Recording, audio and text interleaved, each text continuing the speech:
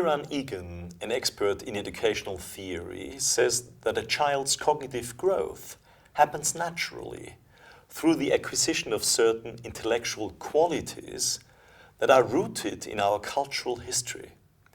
In order for a child's intellect to grow appropriately, the development of certain cognitive tools is essential. This happens, for example, through working with stories. We come across stories in all cultures. Stories, however, have more than an entertainment function. They help the child develop an understanding of the world and their own life experiences.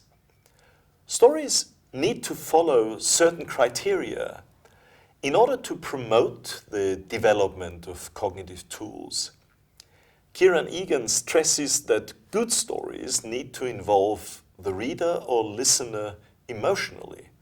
For primary children, a good story needs to have a clear beginning that sets the scene, a middle part where things develop in an unexpected way, and an end where the problem gets resolved.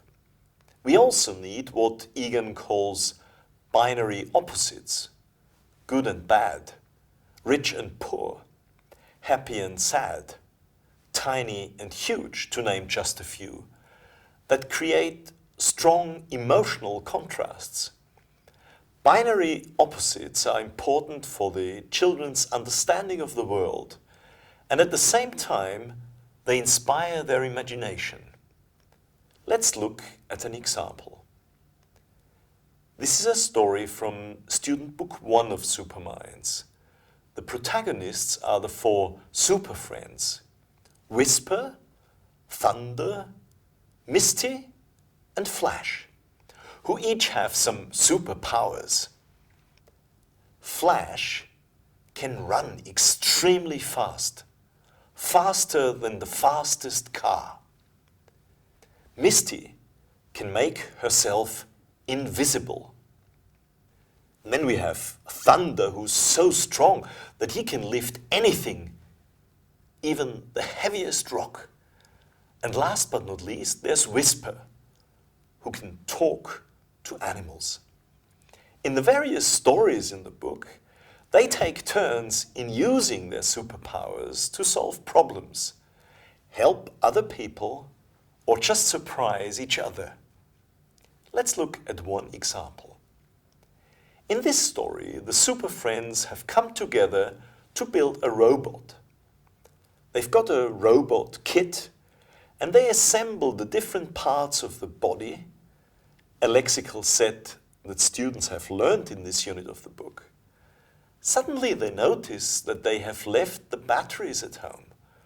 But this is of course no problem because Flash runs home very quickly and gets them. But then there's a real problem. As soon as they switch on the robot and ask him the first question, "Robot, can you speak?" they get a completely meaningless answer. The kids are not happy about it. Misty, however, has noticed that what the robot says actually makes sense if you visualize it back to front. Then she looks at the robot's head and notices that it's been put on the body the wrong way round. So she takes his head off, puts it on the other way round, and it works. The robot can speak properly now.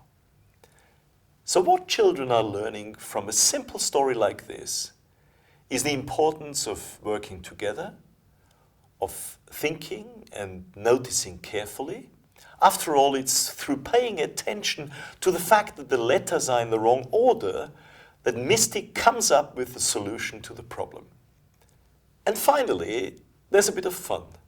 Students are asked to engage in a thinking task where they have to find out what the robot says. So what we have is a story that's fun, inspires the children's imagination, and at the same time makes them think.